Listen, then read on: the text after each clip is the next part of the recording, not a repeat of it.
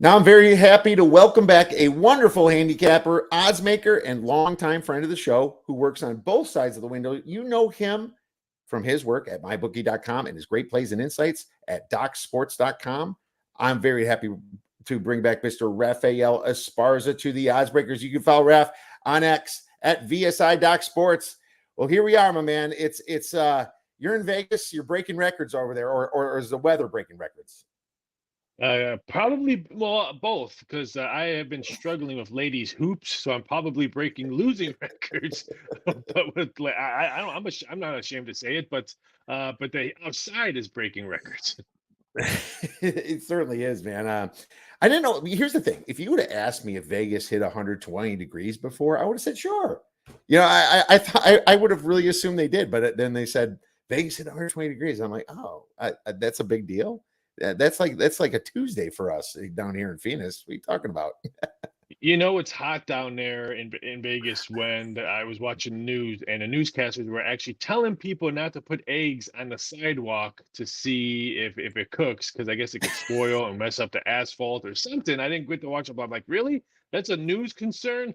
Not to tell the people not to put eggs on sidewalks, but Well, you have to look at their audience too, and then you might understand yeah, that that's sometimes. true. So, Good point. but first of Good all, point. I would want to put an egg not in the sidewalk. I would put it on the asphalt because the asphalt's black. So what are they Yeah, talking about? That's a much better place to fry an egg. I agree. A guy did a whole story here about frying eggs in his truck on the dashboard and cooking steaks, and it worked. I don't know what he I saw did. that. Yeah. It was. I think it was popular last year. So, if you would too cheap to run your gas or don't want your electric bill going up because your AC is going up, you can just cook outside. So I disagree with Mister Newscaster there. I say if you can cook it, you should do it. It's just like camping, right? Kind of That's maybe a true. little dirtier, A little bit dirtier. little bit, just a little. But anyways, the pool is outside, and that's where I've been enjoying myself, and also playing a heck of a lot of hot baseball with my son. So we've baseball's finally ended, but we went through a lot of that, and I've been just prepping football, man, back and forth football, baseball in the morning, football, UFC in the weekends. You know how we do, but we still have a lot to talk about because I think only 20 some days till first game, till the Hall of Famer. Yeah, I haven't counted because we got the Olympics just right around the corner. So I've been Yeah. concentrating on Olympics and stuff like that. But yeah, I can't believe football is here is in a blink of an college football. I'm a little bit more excited for that. So we'll dive into that with extended playoffs stuff like that. But yeah, I just can't believe how as quickly this summer has kind of here and there and gonna be gone tomorrow. I mean, that's what when I think of football season, I think, all right, the hundreds are gone. I'm more excited. I'm more excited of the fall weather of Yeah. football season more than anything else. The fall weather and the good cooking. That's what I'm always excited about. But hey, there is odds out there, and we need to talk about them. And I'll tell you this, man. You're right about the time going so fast. It's like, I finally got an early start in college football, and I'm starting to look, oh my God, it's July 10th. I'm hearing shows talking about it, and I've done a lot of work, but not my work's not complete yet. But maybe you can help out here a little bit as well. But here we are. Uh, I'm going to talk about props because that's your specialty. You make them, you grade them, you do such a wonderful job all these years. Is there anything that new popped up from the college or NFL? Because I do have one prop idea if it hasn't been used already. We've got a lot on quarterbacks being benched first. That's probably the most action I've seen this year, just because of the names that's been out there with this year's quarterbacks. I think that's probably why the plug in on that one. Then of course, week one starting quarterbacks got a lot of love, especially out in Pittsburgh between those two quarterback battles. Vikings starting quarterback for week one has got a lot of battles. I like the NFL regular season team total points that we have had. So amount of points you have scored all season long. So that's very interesting. I've seen someone asked a couple years ago, and I just didn't have time to do it. And then I got asked to help out on that, and so I was able to help out. Wasn't didn't create the whole thing, but was able to help out and do some of the teams with some fellow odds makers. So that's an interesting one I kind of liked this year, just because a lot of high scoring game teams. 49ers, a perfect example. I think the Jets will be a little bit more high scoring team this year. So I think if you're looking at teams that maybe have new offenses, I think the Steelers. I mean, everyone Mhm. last year, everyone was just who wants to watch a Steeler game because they can barely score. This year we might see totally different on scoring range. So I thought season total points was very interesting that you can maybe do something this year on prop bets. Yeah, that's interesting. I'm seeing season sacks, like total Yeah, I see sacks season out sacks. there. That's very Like, interesting too. Carolina's at 35 and a half, yet the Chiefs are at 50 and a half. There's a pretty big disparity there. Who's going to be sacking the quarterback? I They also traded like Barron. division wins. Division wins like over under 2.5 for your because you have Yes, to play it. yes. I think that was kind of interesting. I seen that last year and I just never really caught on. Like I was gonna, type it all up and show people around it because that wasn't on there. And I think this is back to back years that I've seen division total season wins, which is good because you have to play your division teams. I think if you're like in the NFC South, it's wide open between Tampa and Atlanta and Carolina and stuff like that. Maybe look at division wins for your team on that. There's also wins up to 5 games, which is crazy. I mean, it's Yeah, just that's. I don't know about that one. I mean, I understand why they did it, but that one's a little toughy. I rather do division wins than first 5 wins because you never know what's going to happen. I mean, we've seen teams start off really bad and then get hot and make the playoffs and stuff. yeah. So, Well, uh, you look at like Arizona. I think their you still have a team schedule. there? Yeah, yeah, they're out in the sun. They're bathing, and but the wins is really tough because I believe their schedule is super hard at first and then lightens up. And you can say that about the Steelers too. There's Yeah, Steelers. Steelers. I mean, their schedule's hard all around, but it's even harder on the back end.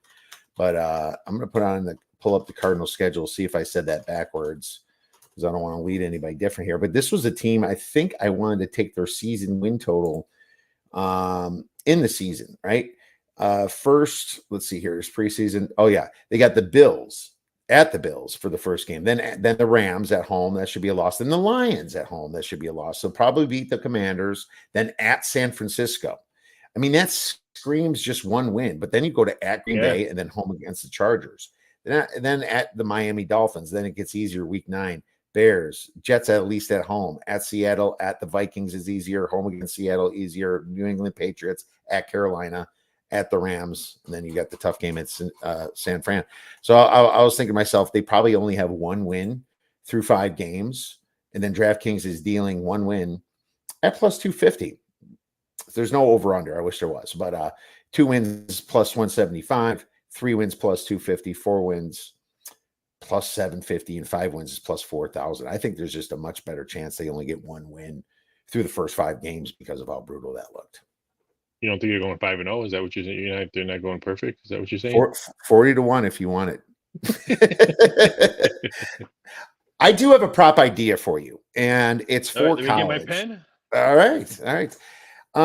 And I haven't seen it yet. Maybe you can word it a couple different ways, but I'm curious about undefeated teams up to the college football playoffs. So I would even, and you could either do this for regular season or not, but playoffs teams are going to get a bye. So I would say all the way up to the first playoff game, a prop that there is no undefeated team in college football because now Ohio State's schedule got harder. You got Oregon, you got USC. I'm sorry, they got harder, and they're the top cream of the crop. But when you think about Michigan, you think about Penn State, you think about teams that could have went to undefeated before, like Alabama and Georgia. Now with Texas and Oklahoma, there, everybody's stuff got harder. But not only that, their mentality is different. Their mentality is like, I don't need to win every game to get to the playoffs. I only need to win 10 games and I'm in the playoffs. But if I want my bye, I need to win 11 games. I feel like they're going to take a week off. If I would bet the under. I would bet there is no undefeated team by the time the playoffs start. But I'd be curious what the number on that would be because I would guess it would be minus 150 to the under because I just think that the chances of an undefeated team are a lot harder. But I could be wrong. If it's minus 110, I'd be more interested, of course. But maybe you can go to work on that one, Raph. The first thing that popped in my head would be two ways: do a handful of teams will they go undefeated? Because some certain teams, there's no way they will go undefeated. Or will there be an undefeated team before the regular season? Yes or no? Shh, Liberty. That's going to screw everybody. So we got to be quiet about that. All right. Oh Because yeah, I mean, yeah, you're you right. There can't is a have a lot of handful of teams. teams, but I think Yeah, the books would look at Liberty's schedule and be like, there's no way they're losing a game, maybe. And if that's the case, everyone's like looking at Georgia, looking at Ohio State, yeah. Oregon. And then all of a sudden it's little Liberty that they're sitting there. Liberty's in their bowl game on December 15th, and you're sitting there sweating it out because everybody else lost, but Liberty's the one that did. So maybe you do both. Maybe you do a handful of teams. Maybe Well, it's I would Power probably Five. do regular season. I don't think I would include a bowl game. Okay, then regular season should be close to even money, in my opinion, because of Liberty's easy schedule and Boise State's easier schedule. So Yes, so I would think that maybe you even get some plus money on the under for that. But that's my idea. Maybe you can kick it around.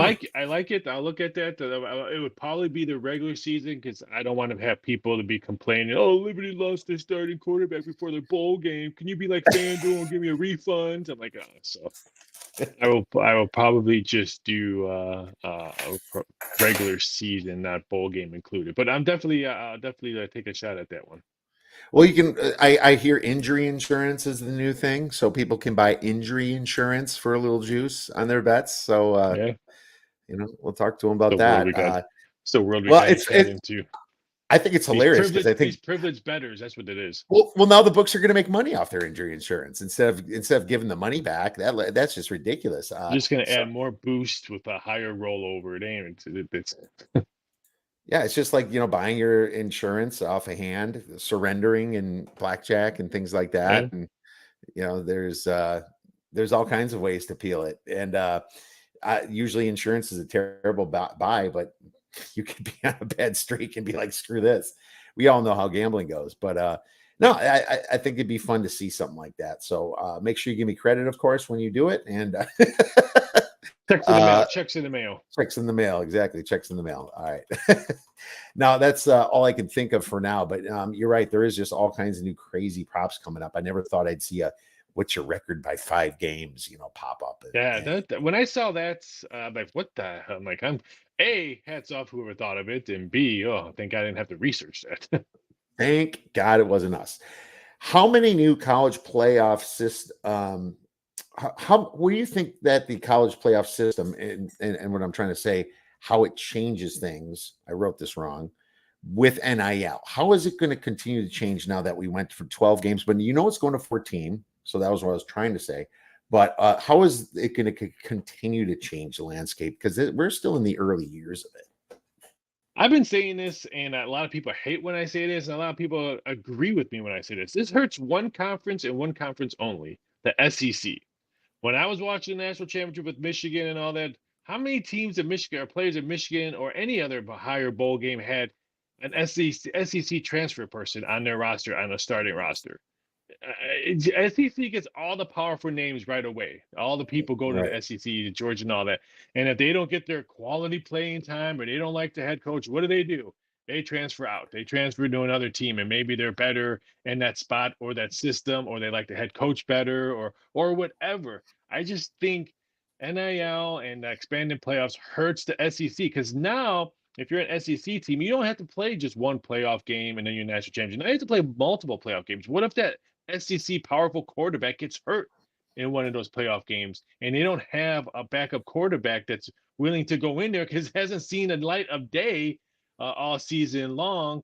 I don't like, and everyone says, oh, but the SEC is still going to get all these teams and we're going to win it. Well, they didn't win it last year. Big Ten won it. I think Big Ten might probably win it this year because I think it has to be Ohio State, or Ohio State's going to be looking for an all new coaching staff if they don't win it this year. So it would not shock me if we see back-to-back years that an SEC team didn't win it, and it has to do with transfer portal, not so much NIL, but I think the transfer portal hurts the SEC powerful teams more than anything. It does. And the fact that this was my whole thought of being like a smaller team, big conference Badger fan.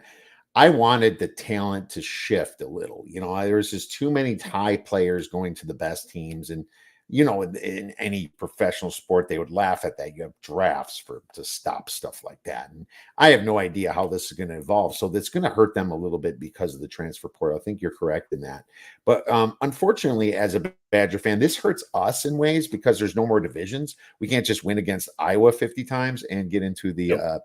and get into the Big Ten championship game and have that coin flip, go our way. Now we have to compete in a schedule, and we have to be number 2 in the Big Ten. That's why you're seeing like 60 now to 1 for 75 to 1 on some of these smaller I would call them mid big conference teams like Nebraska, like Wisconsin. I guess you can look in the SEC and say that about even Mississippi State or Ole Miss, or God forbid, Florida hasn't been there in a while either. But Missouri. Missouri. Well, Missouri's been low for a while.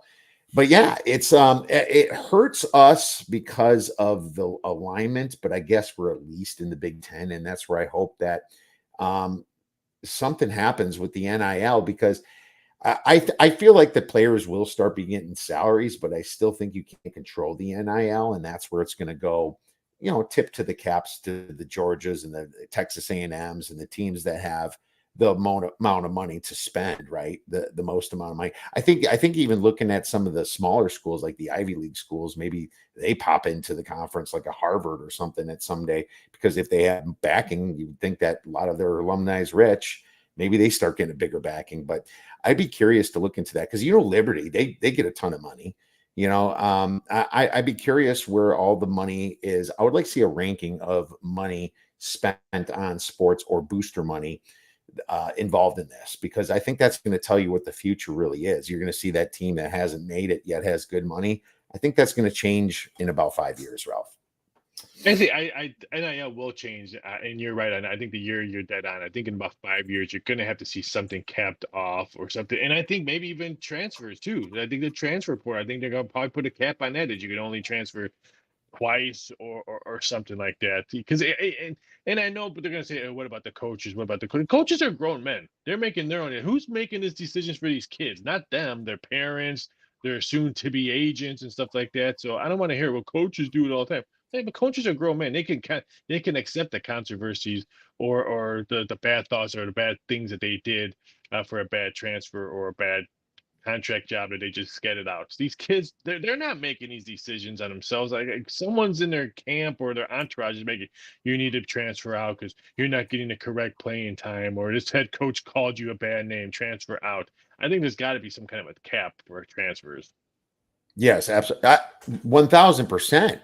I mean, because since you can't have a real draft in college because kids are allowed to pick where they're going to go, which is something I wonder if that changes someday in the future anyway, because of now being professional. That's just, and being paid. That's another thing to ask. But yeah, I think that at least make it a year sit out again, because it makes no sense to know the plays of your one team, your Wisconsin, their plays. You transfer to Northwestern.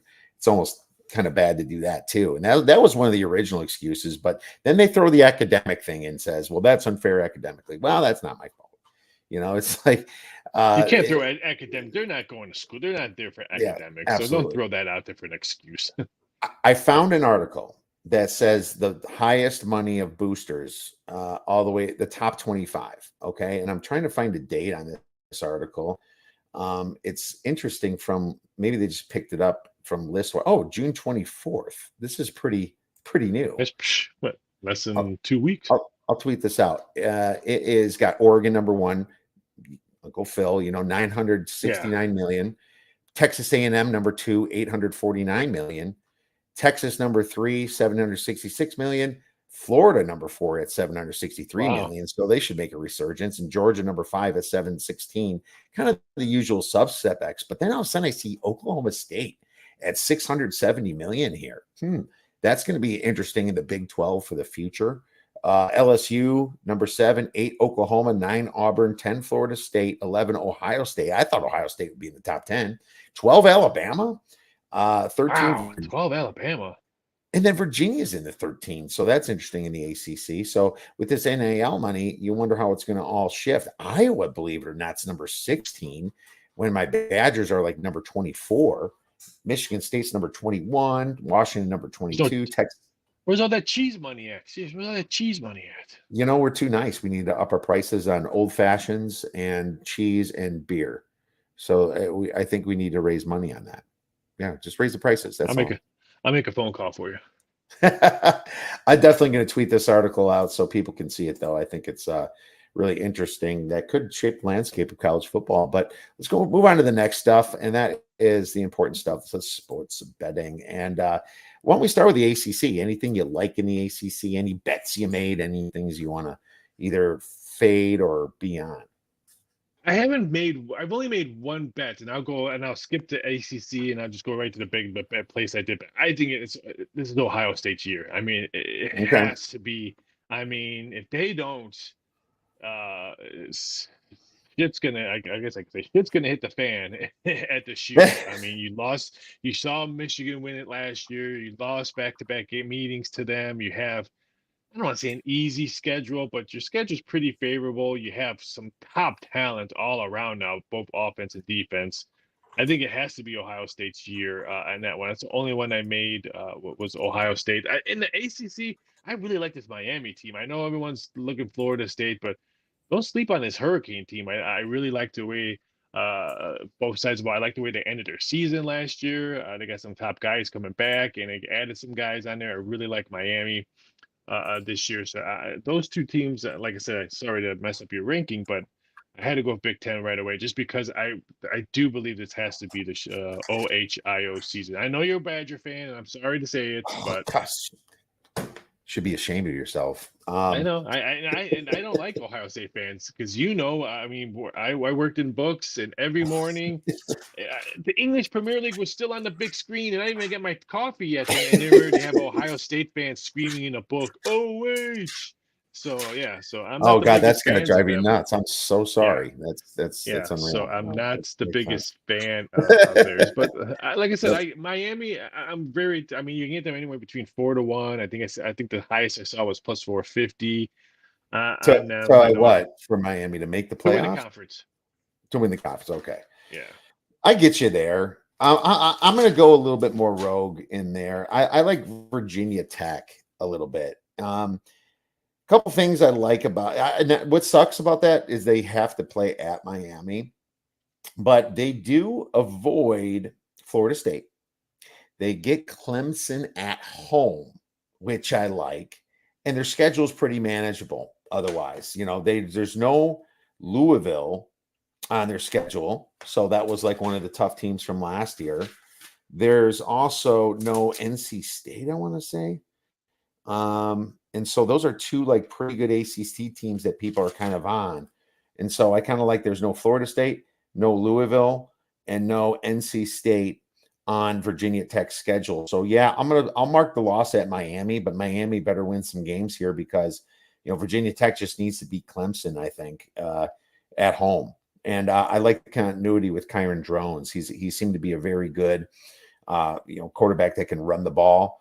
And he also was able to get some good wins at the end of the season last year. If you remember, they won at Boston College. They won at Virginia 55-17. Nice win in the bowl game versus Tulane, 41-20.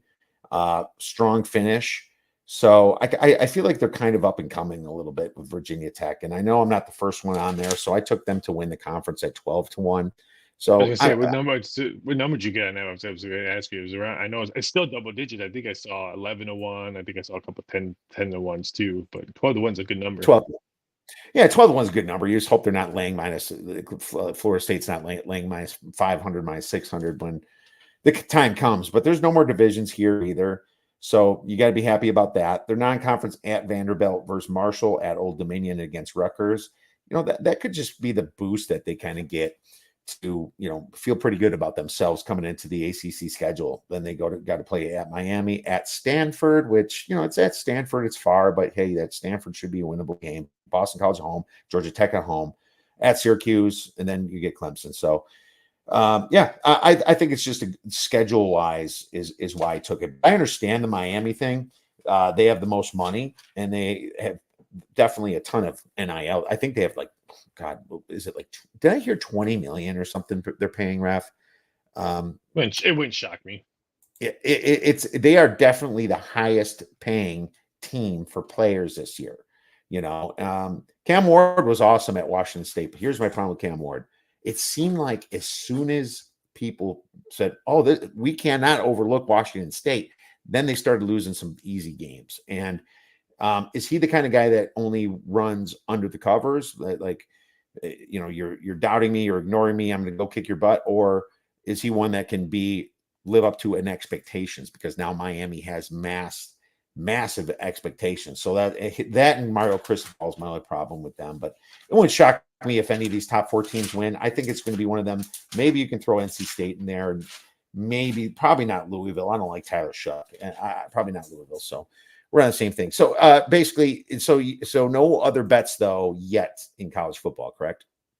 No, maybe I'm looking at K-State in a Big 12. I haven't laid any numbers on that, and probably Texas and the SEC, just because that would be fantastic. Because the deep, dark, hard SEC fans are not going to accept Texas and Oklahoma as SEC conferences, even if they win the conference.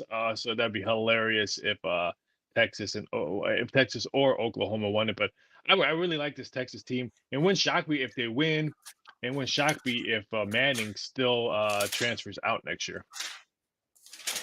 Absolutely. It would not shock me at all if Texas wins. But, I mean, Georgia's definitely the cream of the crop, but then Georgia's got the most return production they ever had. But, I mean, it's time for them to have some bad luck. And you don't predict luck, of course, but it's just one of those situations where why is Georgia always going to come out healthy and clean by the time the playoffs come? It's just been insane how healthy this team has. And they almost made it last year to make the three-peat last year, But look at Alabama back in their days; they were always healthy and clean. And I don't know why certain teams have done that. And I would say those two teams in the SEC and all of college football have just been such clean streaks where they never had a bad quarterback injury during the season. And you're right on that. Georgia could have had many chances last year to do it. So it went shy. Now for that, besides Texas and Georgia, Ole Miss could be a sleeper. Yeah. Yeah, sure. Yeah, Ole Miss could be a sleeper. The Ole Miss has now Lane Kiffin with the offense, not facing Nick Saban. He's facing a different head coach now in Kalen DeBoer. Now, I love Kalen DeBoer, but here's the funny thing about Alabama. Would you want to step into Nick Saban's shoes? And I think Kalen DeBoer is awesome, and it's Alabama. It's the cream of the crop with coaching. But dude, not now. I want to pick up for the guy that screwed up after Nick Saban. He's going to have a very short leash here. I don't know how long his contract was. Someone had to replace someone. I mean, also when you see all your talent in Washington going to the pros, you kind of like, I gotta get out of here too, So I understand that too. I almost feel like transferring to maybe a different squad might have been a better situation. I don't know I have to think about who the big name coaching turnover was. Well, Michigan was promoting their guy from inside, so it's not like that would have mattered anyway. But I just think Texas A&M. I would have rather went to Texas A&M just on the fact that now I can build this program up instead. And so Mike Elko, of course, they got from Duke, but I would have thought that Kalen DeBoer might have beat them out. But I'm just throwing that out there. Maybe he does great.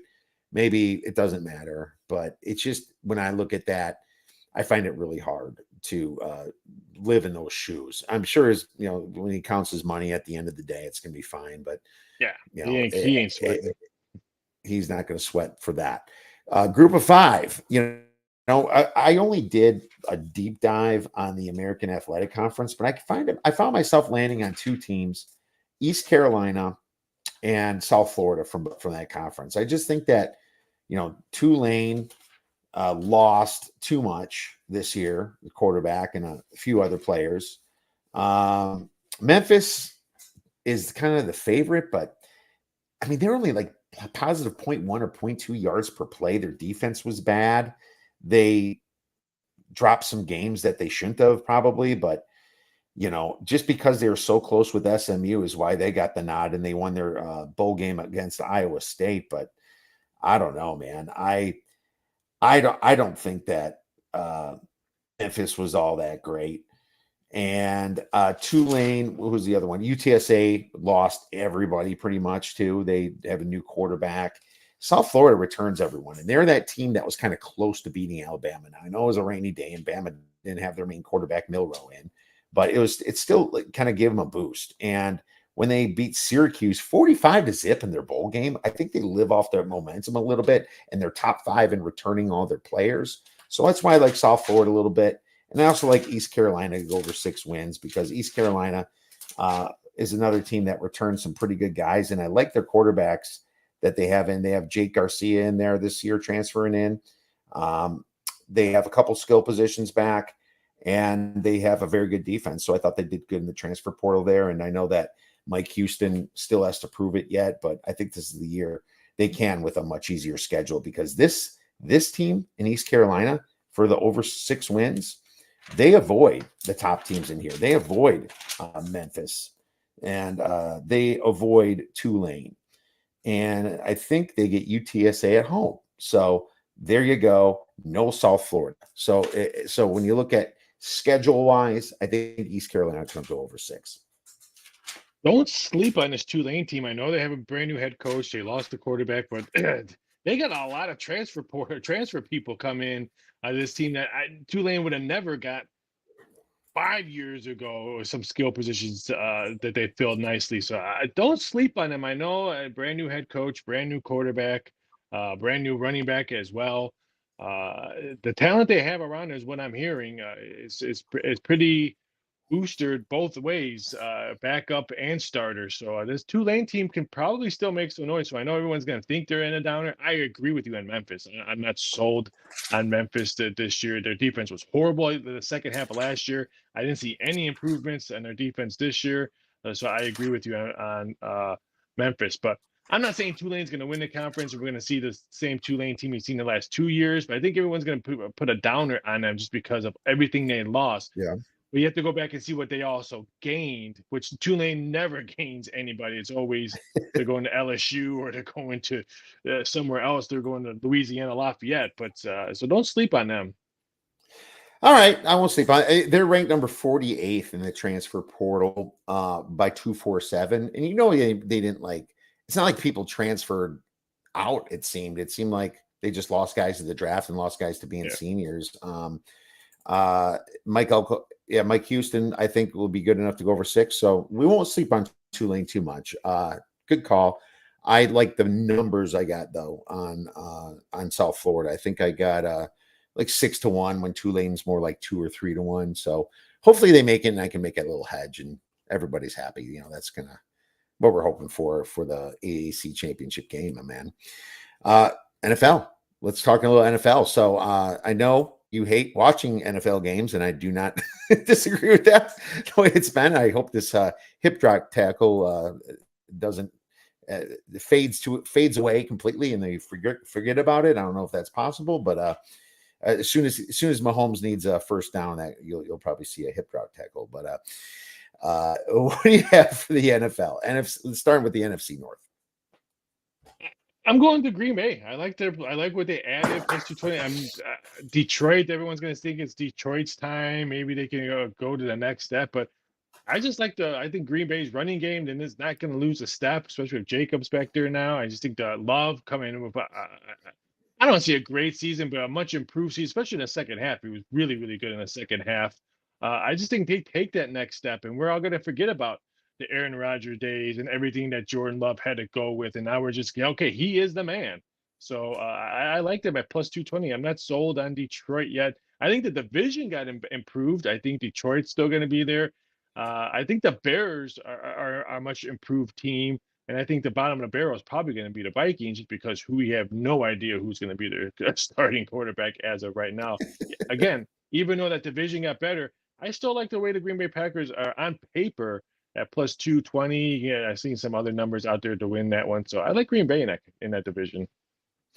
What's interesting is a lot of Green Bay looked great at the end of the season, and they actually have a very good coach. I still don't see Detroit giving up the division. I see Green Bay possibly making the playoffs, but there's too much hype on the Bears, and I'm not going to take the under right now. And that's my team, the Bears, of course. But as soon as I get a 9, that looks decent after this HBO NFL Hard Knock stuff is worn off.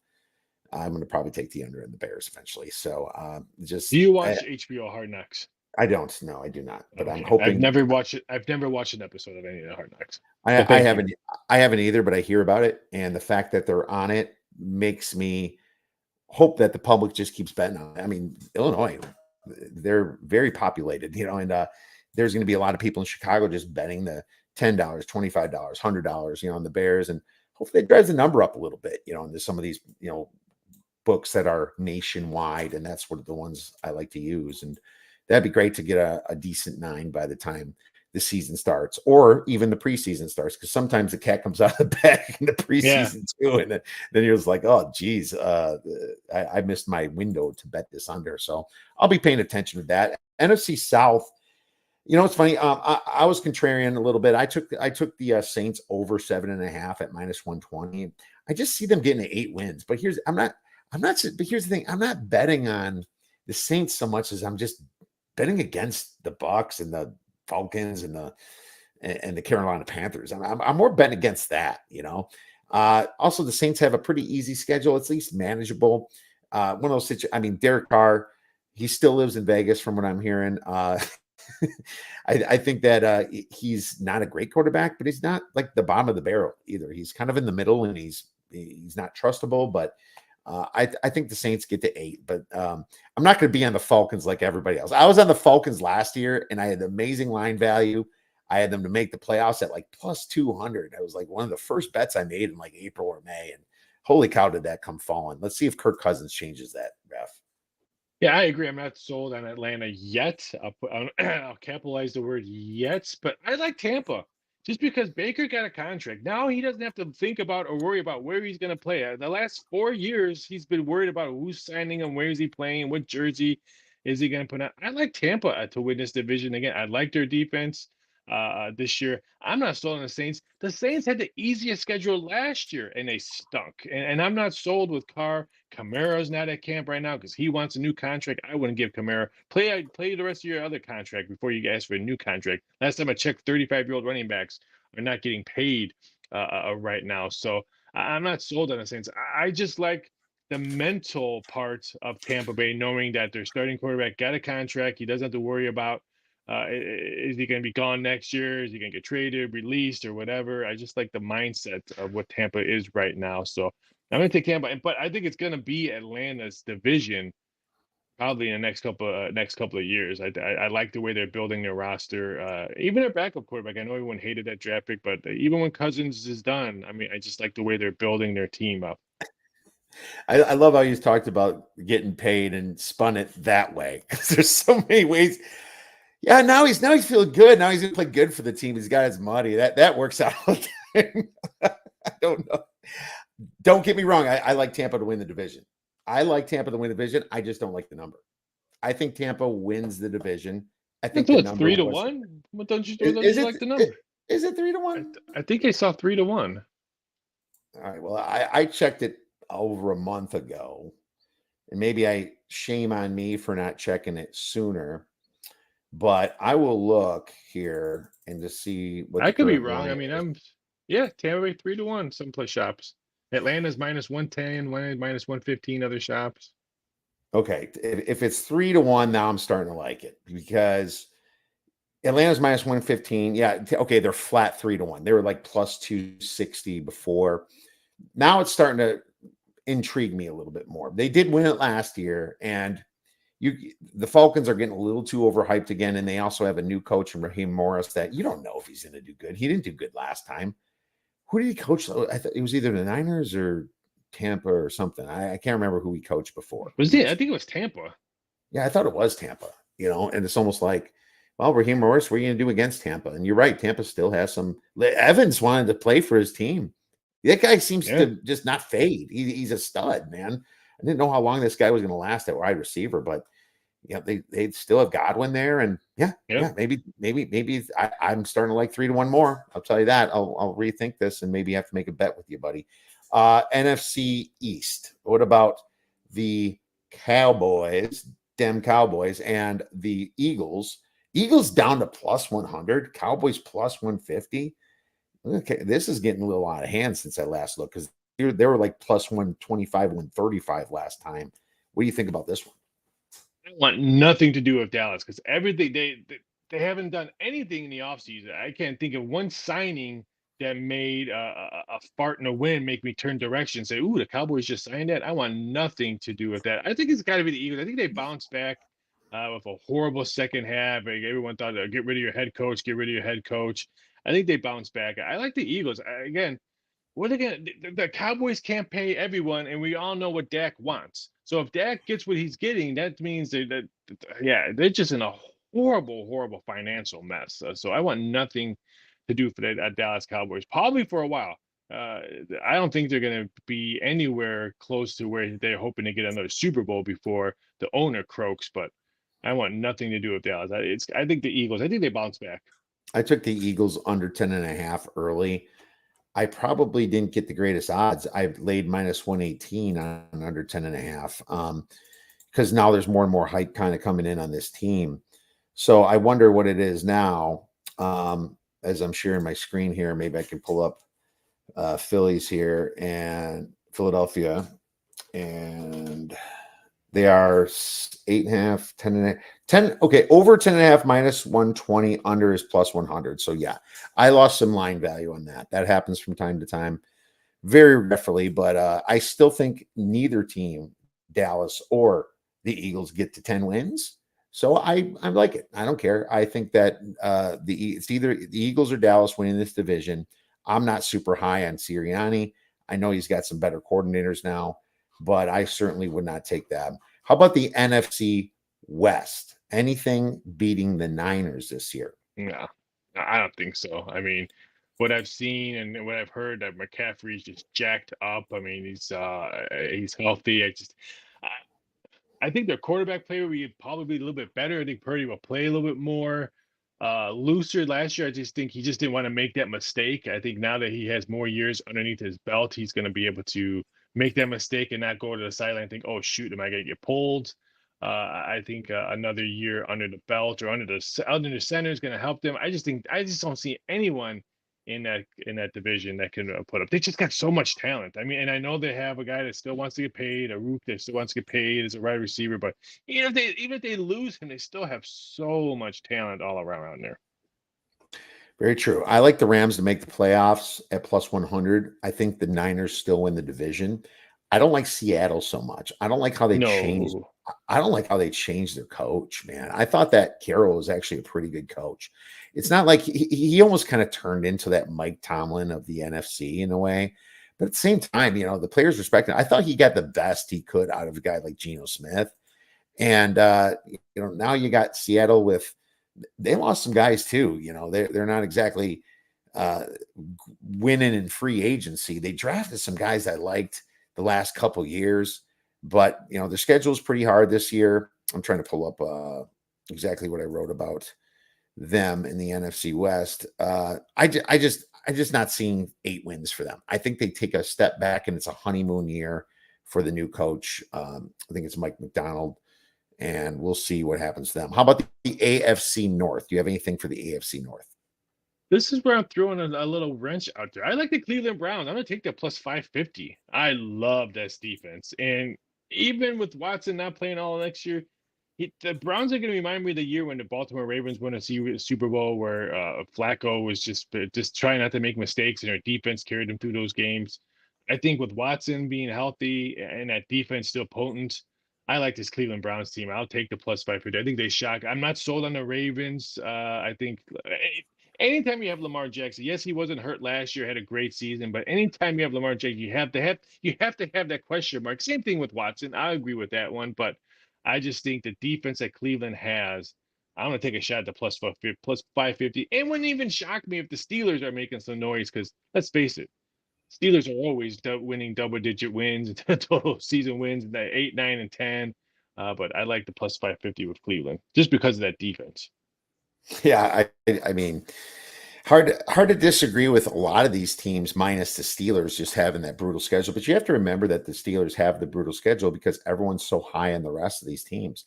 I'm not so high on the Cincinnati Bengals, and No, the reason this is because everyone's like, well, Joe Burrow got hurt. Well, it's like, but did you watch them play with Joe Burrow last year?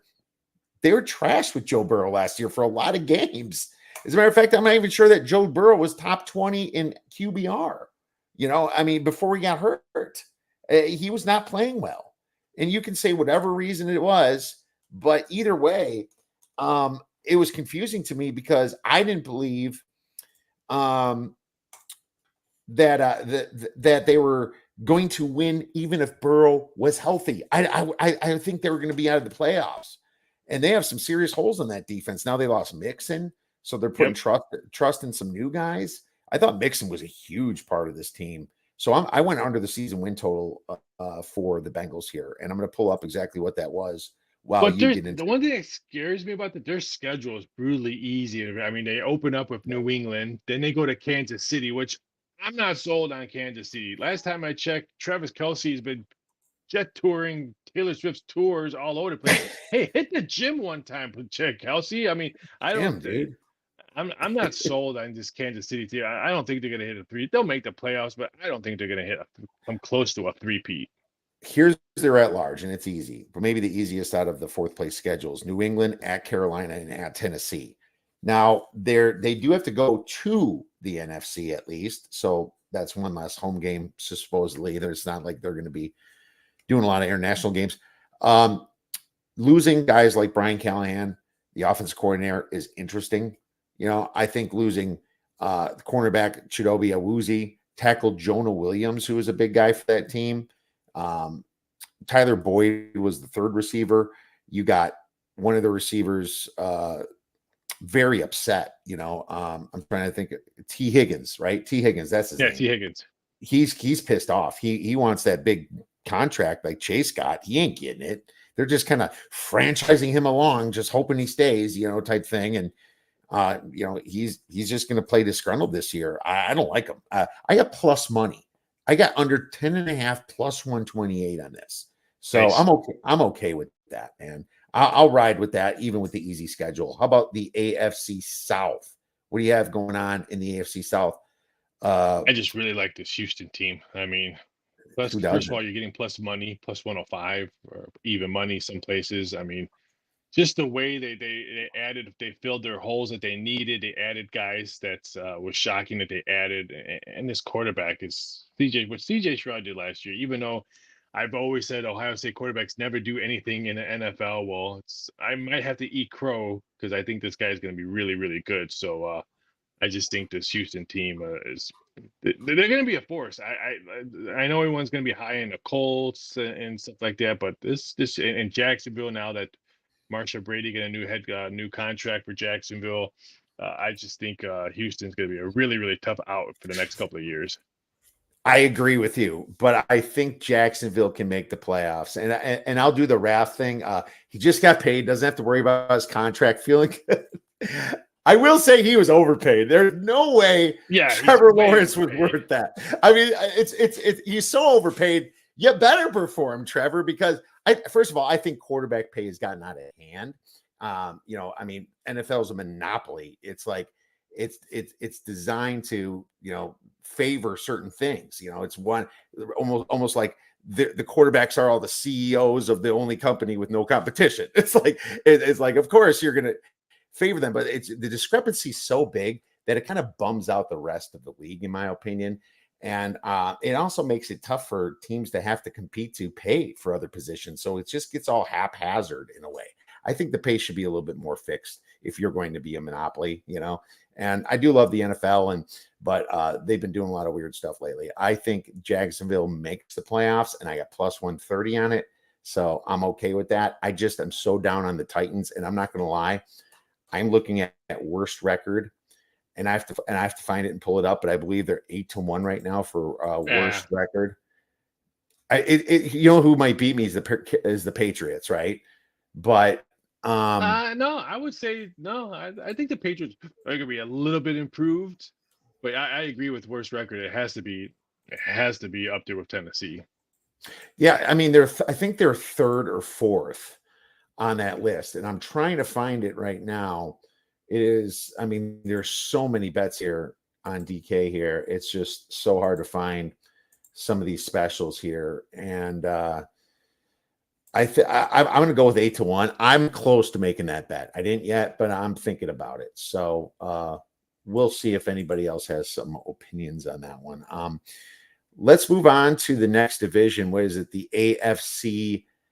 Let's move on to the AFC East then. Let's talk about the Patriots. Let's talk about Aaron Rodgers and how modest this man is, and the Buffalo Bills and the Miami Dolphins. What do you have for that division? I'm gonna go with Miami. I'm not sold on anyone in this comp or division, but I think Miami. I think Tua, who keeps on improving. I think the offense. Their defense has a lot of holes, so you're gonna have to outscore Miami if you're gonna beat them. If you're looking to bet over games, just bet every Miami total over. I think their defense is gonna be very very lacking, but I think they're gonna put up a lot of points. So I kind of like that, but I'm not sold on anyone. But I'll take a shot at the plus 185 to win a division and maybe to make the playoffs as well. But anyone else, I mean, the Patriots, no, I'm not sold on them. Buffalo, I'm not sold on them. Yeah, this comp or division right here is probably has the biggest question marks out of all the divisions. So it's Denver. That's the other one that's everyone's fading. You can tell the Patriots at 25-1 to win the division. Denver 18-1 to win the division.